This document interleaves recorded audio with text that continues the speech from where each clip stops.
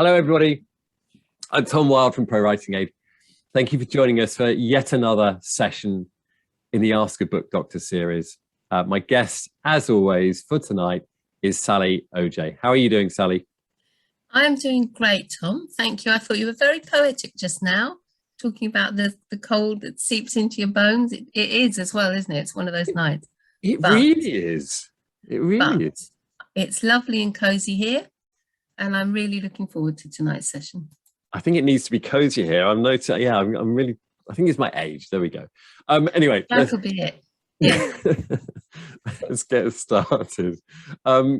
Sal, tonight we are talking about research. It's a subject we haven't specifically tackled before, but it's something that comes up regularly. In fact, I was looking back on some notes on a recent session, and we went into some detail about research. And I just wondered, how much of writing a book is research? So someone who has an idea for a book and thinks that writing a book would be, they've got it in them. How much research do they need to be prepared to do?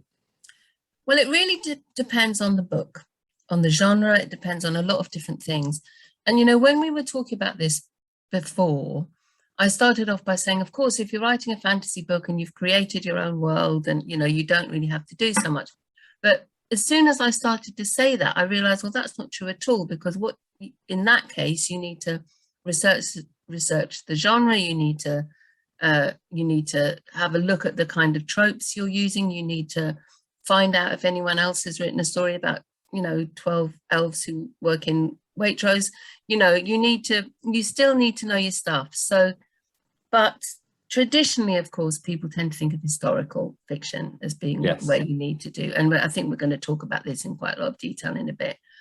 But it's not just historical. It's any kind of book you write, any kind of book. And if you're writing right in the present, right now, you need to know your stuff. You need to know your quote. You need to know your times and places. You need to know who said what. I mean, outside, if you're, you need to know who was prime minister or what the capital of Belize is or any of these things. You need to make sure all your facts are straight. And it's terribly important, because if you get it wrong, then you are destroying your own credibility in the eyes of the reader. And once you've done that, you've lost people.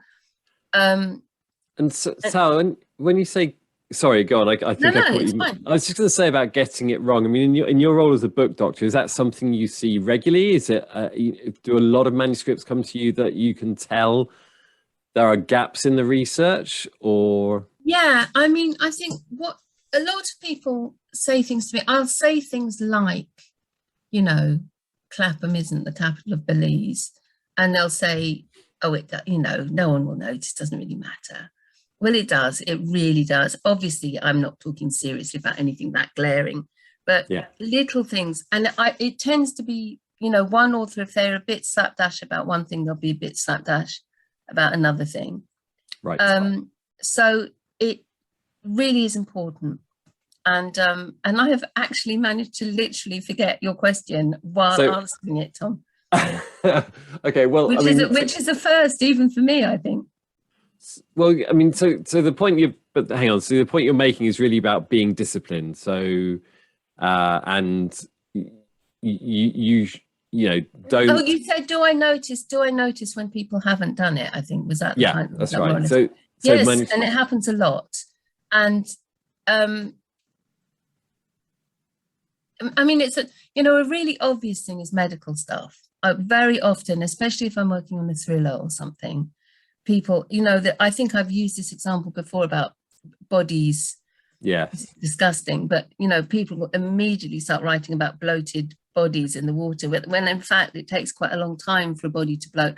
But even more basic medical stuff like injuries or heart attacks or stroke, or you can't busk that kind of thing. You really have to do it properly. And the good news is, as we were saying, not everyone can get along to the British Library. This is, particularly to do with historical stuff.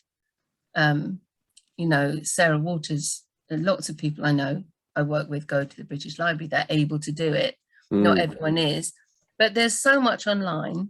And There are specific websites which particularly deal with, you know, medical procedures. I mean, there's the police procedures, the guy we've spoken about before.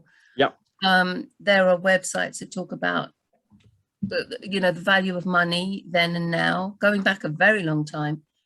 Also, there's anything you want is there online. You just have to make sure you're using a reliable source, because there's a load of old rubbish online as well. I was going to say, so it's theoretically it's easier to do that research now than ever before. Theoretically. But the danger is there's a lot of books. I urge you towards books. Getting books is better. Going to a library or getting a book about. And there's, you know, we're doing this all back to front really, and it's my fault because I'm yabbering on. But a lot of books now are set back in time, even in the 80s, 1980s. I mean, not 1880s. Yeah. Because people are finding that technology is ruining plots. You know, as my daughter famously said when she was about 3 and I was reading her story, why doesn't she just text him? You know, and it was a princess in a tower or something, you know. So it's important to a lot of people to go back in time, even to the 70s or 80s, to avoid that problem. And even if you go back to the 1980s, it's terribly important that you get things right. You can't mention Duran Duran in 1980. You've got to get it right. So one of the ways of doing this is to immerse yourself in things that were done at the time. Now, obviously, historically, you can do this with, say, Austen or the Brontes. You can read their books to get a sort of feel. Mm-hmm. But you can't really write like Jane Austen now. People wouldn't like it. We were talking this morning about people want, if you write an historical novel, people want you to write in the way they think it should sound. Right, this is a really interesting point you made earlier. Sound. Yeah, because if you did write like Austen, it would just sound really odd. So you want to write sort of Austenese. Mm. But the key to an awful lot of research is to really immerse yourself in the period or the place or the time or the mood even that you're writing about. And one of the ways of doing this is obviously to read books that were written at the time, but also to watch, if it's sort of the 1940s onwards, to watch films that were made at the time, about the time. I mean, not literally about the time, but sort of contemporary films. I mean, I watched Blow Up the other day for reasons best known to myself, and which is set in the 1960s, but you know, it's the things you notice in the background. First of all, it's the way people talk, and the vernacular and the way people speak, but also it's the thing, you know, it's the stuff in the background, the things in the kitchen, the things that the shops you see as they walk down the street. These are all things, if you really immerse yourself, say you want to write about the 60s, in this kind of thing, and books written at that time as well. When people are writing about World War II, I very often suggest they read, I think I might have talked about this before, an author who used to be a very well-known author, and he's not really known so well anymore, called Neville Shute, who wrote wonderful books. His most famous book is probably A Town Like Alice, but he wrote some wonderful books, and they're all mostly set in World War II or just after, and written at the same time. So you get the language, you get the details, you get stuff about clothes, but it's more about immersing yourself in that time. And of course, not just that, anything. And I think, again, you know, the internet is great. I mean, you know, there's all sorts of stuff out there, documentaries and things that you can find. But Sal, sort of, I'm just going to, sorry, I keep you got me mid. I know, and now I think I've just stopped you saying something really exciting. No, on, carry on with. Just sink yourself into the time. That's all I was going to say, or the place. Got it. If you're writing about India or you know, somewhere less exotic, I don't know, Dusseldorf. You know, if you can't actually get to Dusseldorf, which please do if you can. You know, but really read books, you know, go to YouTube and look at tours, you know, do everything you can. This is what you have to do. Okay. And right, I've got a few things to cover here, because number one, there's no shortcut, right? So really, you do need to immerse yourself, and yeah, okay. So a little bit of desk research isn't enough. To be prepared to devote a lot of time to this. I want to deal with a couple of points of housekeeping first. Someone's just said, can you ask questions now? Please do. The reason for you using the Q&A box as it is that you can ask questions. They don't distract Sally or I, but we will get to them at the right time, but please feel free to ask questions at any point throughout the evening. Thank you. Throughout the session. Secondly, I have just turned on, one of our participants just asked if I can turn on the subtitles. So I'm hoping they're working. Everyone can see them now. But apologies for not, I didn't even realize that was a function we could do live. So I hope they're useful. And thirdly, Sally, you mentioned a couple of times, some of these resources and sites that help with this. I thought it might be useful if I just add those links you sent me earlier. One is about a Facebook group that you have to kind of ask to join, but it's called Trauma Fiction, I think. So it's for fiction writers. Let me just add that. Who I guess are working in, writing stories to do with trauma. And the other is Measuring Worth, which is a site where you can basically look at relative monetary values from any period in the past. Is that right? Yeah, and I mean, I'm sure the people here are going to have loads more useful sites, which I hope they will be sharing, as long as they're, really solid gold, reliable ones. Because like I said, there is a load of old nonsense on the internet, as we all know. Please, please, please share.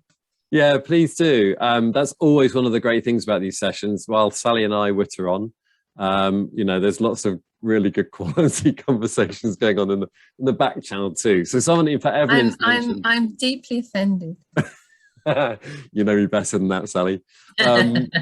Evelyn has mentioned she watched YouTube videos of World War II and post-World War II Vienna. Exactly, brilliant.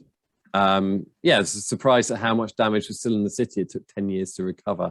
Okay. Well, when I was a child, and I know this is difficult to believe because I know I look about 25, but I was born in the 60s. When I was a child, a young child, if I walked around London, visited London, there was still so much bomb damage. It didn't sort of finish after the war. Into the 70s, there was still so much bomb damage in London. And just these huge empty lots everywhere, or houses where you could see, where you could see the wallpaper. So there was sort of half a house and you could see the wallpaper in the different rooms. Absolutely commonplace still in the 60s and 70s. So people forget things like that. So it's good to have a look. Holger has mentioned that when David Boieldieu wrote One Good Deed, he wore hats from the era on several days to get himself into the groove. That is the spirit, Holger. Excellent stuff. Brilliant. And there's some other great comments there. So yeah, brilliant. Thank you. Please continue to add those. So listen, I have galloped wildly off with this topic. pull me back to things that we have discussed earlier, because I think one of the things really valuable stuff. One of the things, okay, this isn't necessarily so valuable, but I really liked your tale of it when you said earlier that one of the things that really annoys you is when you see shoulder injuries. So people, because it's it's a non-fatal, potentially a non-fatal wound, but shoulder injury. It's a kind of laziness. Right. I start to twitch a bit if I see a shoulder injury. And the thing is, it's such a cliche. And also, so there are several things. One is there are in fact lots of other places in your body that you can sustain a non-fatal injury. People go for the shoulder, I understand why. And it's because we all grew up watching films where people get shot in the shoulder. But in real life, if you look up shoulder injuries, you're not going to be dashing around and doing things. And, they're really, you can have, this, if you think about this part of your body and how, if you shatter your scapula, or if it's not funny. So these are the kind of things, if you give somebody a shoulder injury, make sure they're in real pain and really suffering from it. these are the kind of things you have to do. Do not be lazy. Yeah. And try and think of something a bit more original. Right. You know, now people have thighs, everybody. Focus. They laziness, Sal. Let's pick on that, because where does research go wrong? You know, so people, we know we're human beings. Like a video on YouTube. Yeah. We're human beings, so we know we have a tendency to be lazy. It's very easy to kind of you know, to do the bare minimum, let's say. But where else does it go wrong? So you mentioned earlier that people can be quite, you know, sometimes writers can be quite blasé. Yeah. It goes wrong when people think it doesn't matter, is the simple answer. So as we were talking before, everyone knows if you go in, if you are writing an historical book, you need to do your research. This is well known. But surprisingly, people will still try and busk that. You know, they'll do the significant research. I mean, I've worked on a book which was about the Second World War. They'd done the most acute research. They knew what the weather, they really genuinely knew what the weather was like on a particular night. But, you know, they'd forgotten all about rationing.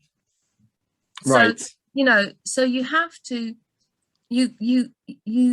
it's about being immersive, but you can't just pay lip service to doing research. You really have to do it properly. I once worked on a book actually that he'd done really serious research about the stuff that he was interested in, and the rest he just absolutely made up, and it was actually very good. And I said to him, I think what you've got to do is just put at the beginning, I've just made all this up. I said, I think it's going to be too difficult for you to go back and change it now. It feels authentic. It's a load of old rubbish, but it feels authentic. Just put at the beginning of the book, you know, actually most of this isn't real. I've talked before about, you know, I love Mary Renault. Any writer nerd will rhapsodize about Mary Renault for a long time, and especially to do with historical fiction. And I've said before that one of the things she used to do, and she did years of research, I mean years, and she wrote mainly about ancient Greek and Alexander the Great. But what she used to do in the afterword of the book, she was very clear. She said, look, I take you to this point in history, and then I pick up again at this point in history, and these are the things I know about. They were written about, they're documented. Yeah. There's this bit that nobody knows anything about, but I have tried to make a really educated guess at what might have happened. So it's not for sure, but I've, you know, put 2 and 2 together and tried to make a really educated guess. Another author called Patricia Finney, I think, says, I've made some stuff up. I don't know how they did that, so I've just made it up. So as long as, but her books are so authentic in almost everything else. So as long as you're clear about that, what you mustn't do is just think, I'll just fudge this. Yeah. You know, that's when you're in a lot of trouble, because I promise you, there will be somebody reading your book who knows where the capital of Belize is. And actually, the chances are the people reading your book are likely to have more than a passing interest in exactly what I said to you earlier, wasn't it? Or archaeology, whatever it is. Yeah. If people, you know, by default, usually, and especially, you know, readers of historical fiction, they get to know a lot of stuff. Yeah. Readers of First World War fiction, they get to know a lot of stuff. Yeah. So they will notice and mind mistakes. They don't go, oh, whatever. They really mind. So don't try and get away with it. Just be clear. If you are, you know, intentionally making things up, then you're much better off kind of being clear about that. Absolutely. To the reader. I think that's great advice. Really good advice. We've got questions absolutely piling up. And I just wanted to say, I mean, if people have examples of, you know, where maybe putting in an extra effort really paid off with research, or tales of the, you know, the extra lengths they went to for doing the research. I think Sally's. Yeah. Go on, Sal. I think we're about to say exactly the same thing, which is things that people forget about is diaries and letters from the period. Right. Certainly in the British Library, you can find those things, but they are available. You know, you can find books of letters, books of you know, diarized thing, you know, diaries. They're not hard to find. You just have to put in a bit of effort, because that will give you the voice of the time. That will give you details again. So spread your, you know, don't just think, oh yes, I'll go online, or I'll go, you know, I'll get a book on World War I artillery. I mean, do that, for heaven's sake, do. But think of how you could widen your net as well. And so I was also going to mention, you know, we've talked before, you've used a great example before of, I think it was one of your writers, you know, doing finding a Victorian keyhole to look through. That's you know, right. I mean, it's not necessarily spending out days and days doing something, but it's doing something that really gives you the perspective of what your protagonist would have had, or whatever. Absolutely. And act out, you know. Yes. But if you're doing in terms of research, yes, go to museums, have a look at things, you know, see if you can find out, you know, get a sense of the size of things, get a sense, you know, things were hefty in the past, you know, they were not delicately crafted. Usually they were hewn, they were hacked. Yeah. So get a sense of, and I'm only talking about the 1980s here. So you know, make sure you do just have to just do the footwork. And like we were saying,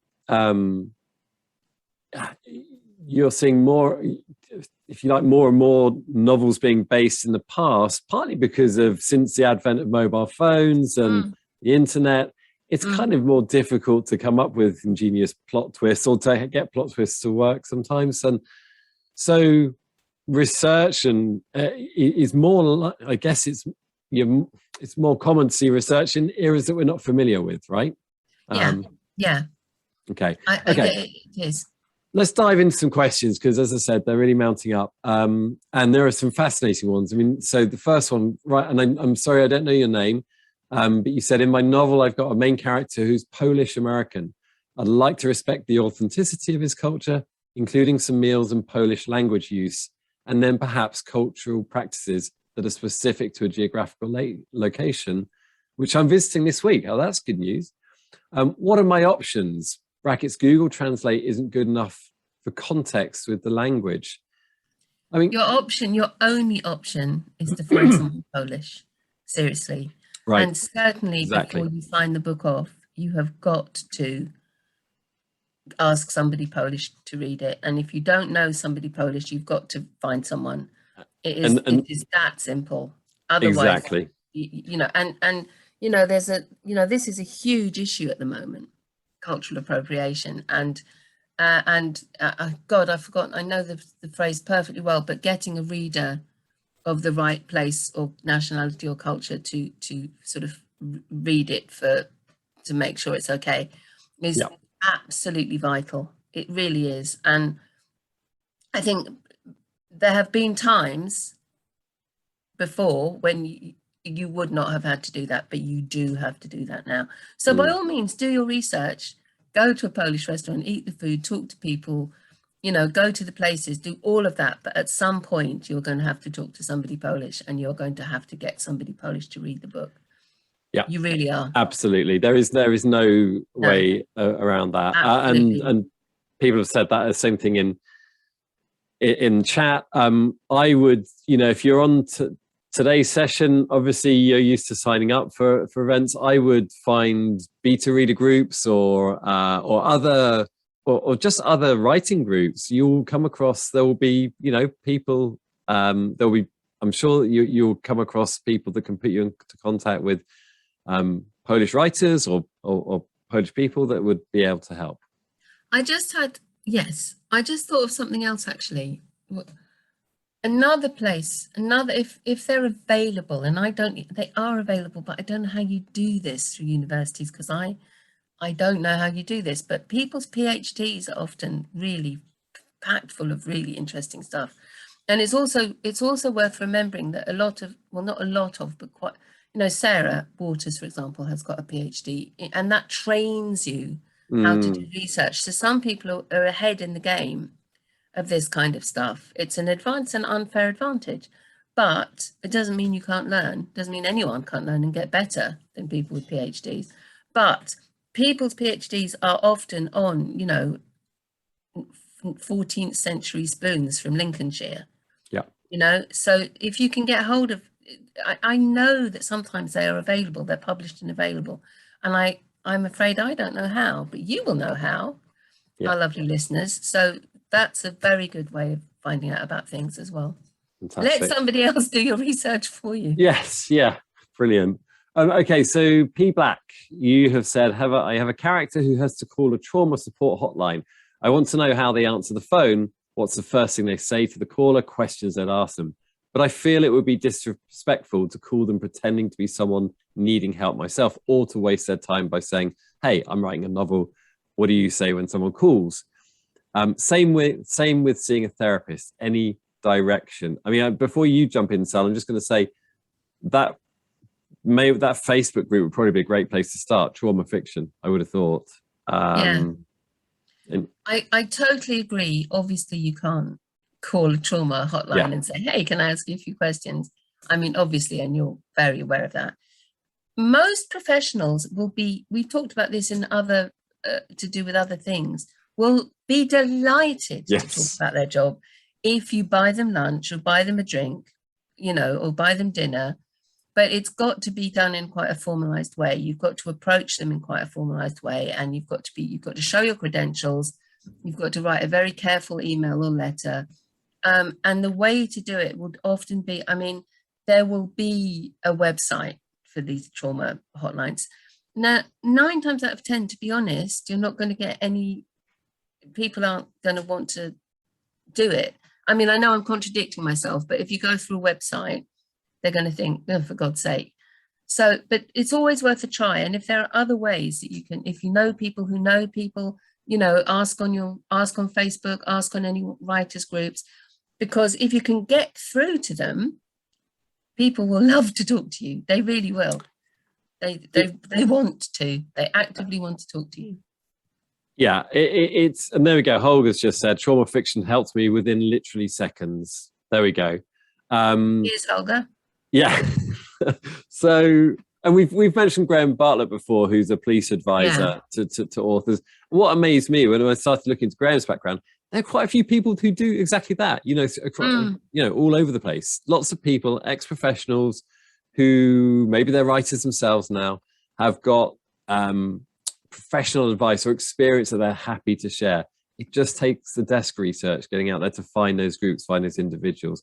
And to be honest, if we can help with, today's session with ideas in chat, then hopefully that's useful too. Oh, that would be brilliant. The other thing, I'm going to ask for some of these websites myself. The other thing, of course, I mean, we've touched on this with Dusseldorf, but go to the place you're writing about. I mean, even if it's historical, if there's still a tree on the, or, if there's a big, huge oak tree on the hill, maybe in 1824 it was an oak sapling. No one else is necessarily going to know about that, but the more stuff you put in, the more authentic stuff you put in, the more things that you get right. First of all, it will add a sort of, don't overdo it, obviously, but if you do it properly, it will add a sort of richness, it will add an authenticity to the text, but also you'll just get this sense of great satisfaction. You'll think, I put that oak sapling in there and now it's a big tree. Yes, I can. On that point, Sal, actually, CJ has said how to avoid adding too much research, especially if some of the details aren't relevant to the character. We've Where do you talked draw the about line? this before. It's so easy to do all this research and then just want to shove and cram and just push it all into that book. You're going to get it all in. And of course, you mustn't do this. You just can't. And it's so heartbreaking because you've done so much research and you've got it all. And you want to, but just let it inform the book. Just let it inform the story. You don't cram it all in. The story will be richer for it. Yes, exactly. Yeah. Okay, fantastic. So I'm really enjoying tonight's subject. And Okay, my questions have temporarily frozen. Let me see. That's an interesting one. Anyway, so maybe I'll just jump ahead to a different question instead. Okay, I'm happy to research historical detail, but I find dialogue on spoken vocabulary quite difficult. There are no recordings of the 17th century. Can you give any tips on this? There are no recordings, but there's loads of letters, there's loads of diaries. Read Pepys, read Samuel Pepys. The thing is, it's always out there. It is, honestly, even if you're talking medieval stuff, there's stuff out there. You just have to track it down. And then, as I said, if you do read Pepys, of course, you might not be writing about England, but if you do read Pepys or someone similar, you are not going to want to be recreating the way he,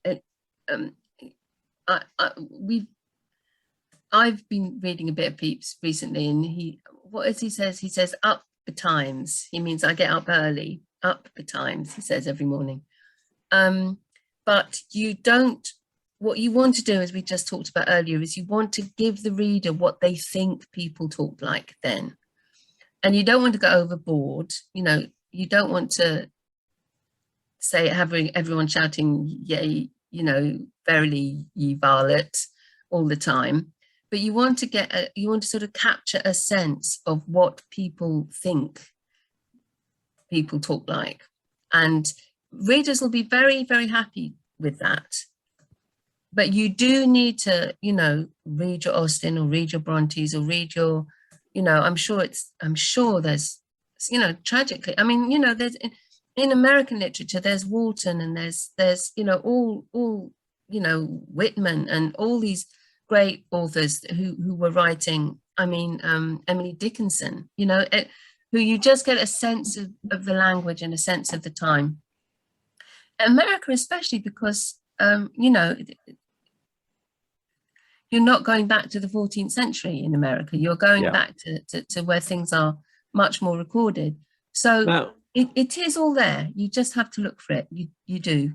And then use your, this is what I always say, then you have to do your work as an author. You have to convince us that it's authentic. So we've hit a bit of a technical issue. I can see you and we can obviously talk to each other, but I seem to have lost everything else. So there's no more chat in the chat window. So, and I can't, and the Q&A box is refusing to open. So I don't actually know Tom, if we're going live. I can see the chat. Ah, there we go. If you can see the chat, that's a great help. So as long as we know people, everyone's still there. Let's see if I can see Q&A. I can. So shall I take the wheel, Tom? No, because then I'm redundant, Sal. You can just do this whole thing on yourself, on your own. Can you really not see it? I can't see a thing. It's just a big blank box for me. I don't know. So I'm just gonna, I don't know how you do this because you're an expert at this. I am going to just take some questions sort of in order, if that's all right. That's fine. If so that's somebody says, what are the rules on this when it comes to different worlds? And this is what I said right at the beginning. If you are creating your own worlds, you're more or less fine to do whatever the heck you want.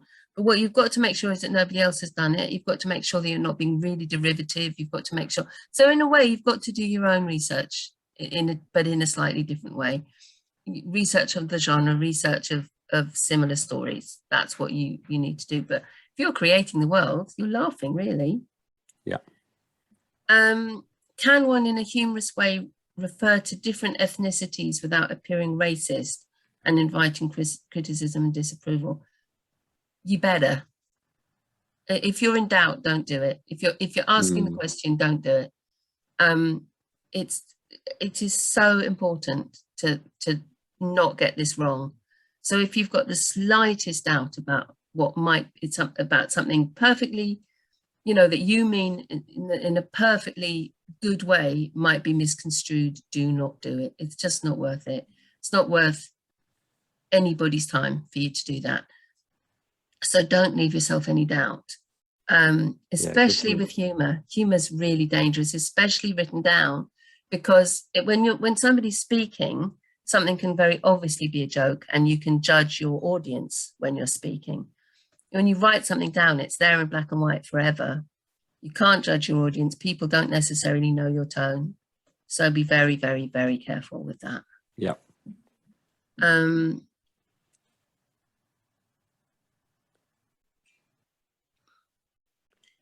I cannot elaborate on academic writing requirements. I'm so sorry. That's just not my field. But I wish you the very best of luck.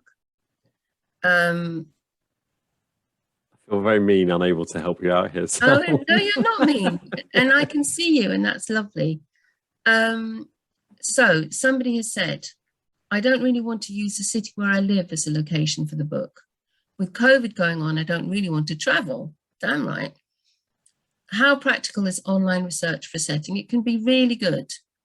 I don't want it to sound unrealistic to a reader who might live in a different city. I might be more interested in using as a setting. So with that, if you really can't get out, and lots of Mary Renault, I'm pointing now, Mary Renault wrote about ancient Greece, several books before she ever went to Greece. And you would swear she'd grown up in ancient Greece, actually. You can do it. It's just you have to do a lot more work, and you've got to be willing to do a lot more work. And again, try and run it past somebody who lives in Birmingham before you, because they will say, oh no, that shop closed down years ago, or, the library, you can't get that bus to the library. So that's, use other people, buy them, don't just ask them, buy them a bottle of wine, buy them a cake, buy them a cake and a bottle of wine, and take them out to lunch, because it's worth it. It's really, really worth it. What's the best way to make sure you don't food your story with too many information? Fill your story with too much information, maybe? Mm-hmm. I think we've just sort of covered that. You've just got to be very discerning. Look at all your research. Go through your research with highlighters. Put, this color I must put in. This color will be helpful. This color I probably won't. Go through it like that. And then when you've got all the I must put ins, go through those and cut half of them. That's a great tip. I just made that up. I love that. I love that. And I'm sure listeners have got other ideas as well, but that's a great one. Yeah. Somebody says, any tips for ensuring that the common use for a word is accurate for the time? I'm sorry, because I think I can't tell when these questions were put up. Oh, I can actually, but we might be sort of overlapping. Yes, looking at diaries and letters and things, but also, again, that I think you probably can. Even Webster's, I think, will give you information like that. Dictionaries will give you good, reliable dictionaries will give you information like that if you're willing to find one. A Mustell dictionary. Should we be careful about trusting our own memories from childhood? Sal, I'm just going to say, because we're getting quite short time, so probably this one and maybe one more, and then I think we may need to draw it to a close. I'm gonna dazzle now with my speed answering. Yes, trust your own memories, but make it clear that they are your own memories. That's all. Yeah.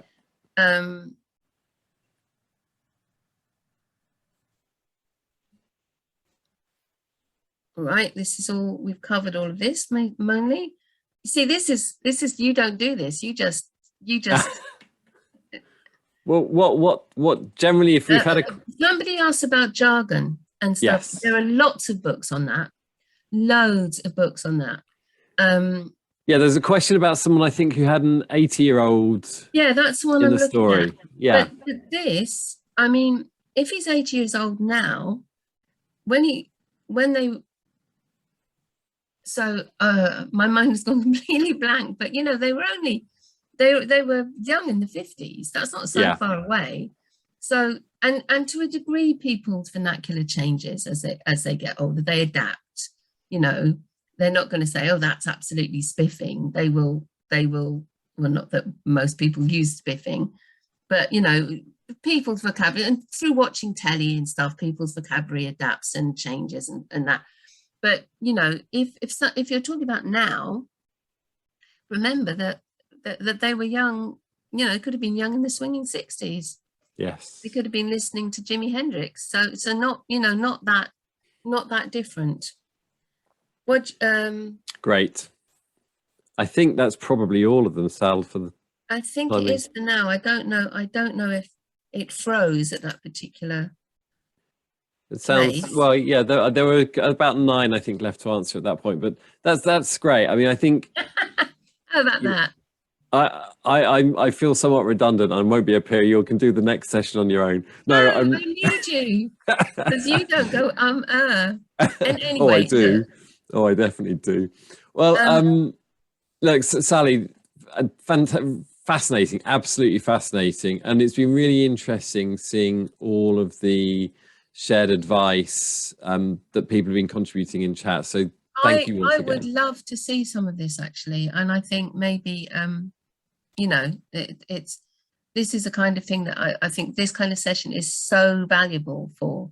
It's a stimulant as much as anything else. It gets people sharing information, gets people thinking, and you know, I often learn things from these sessions. So really, it's a great way of putting it. Yeah, this is absolutely is a stimulant, and we are your stimulant of choice. Yes. One thing I can do tomorrow perhaps is to go through the chat file, because I've seen quite a few suggestions here, and just jot those down, make a note of those, and maybe we can share those you know, as part of the next session, or even in a blog post that we put together, because I think there is a lot of useful stuff here, and it's obviously an area that people not necessarily struggle with, but you know, benefit from these kind of tips. Just some really simple things here that can make what seems an insurmountable problem you know, quite a simple problem to solve. It's all about speaking to the right people, really, and getting it is, and doing the legwork. And the thing is, the simple fact is, whatever you want to know, you will be able to find it somewhere. I promise you. I promise you. Someone else is interested in you know, what badgers did in Norfolk in 1812. I promise you. So there will be information out there, and you'll be staggered. Persevere, but be willing to do the legwork. This is very important. That's the bottom line with research. You've just got to be willing to do the work. Okay, well, look, thank you ever so much, Sally. Lovely to have 50 minutes of your time once again. At this point, I usually say what we've got coming up next month, but my whole screen has frozen other than this window, so I can't tell you.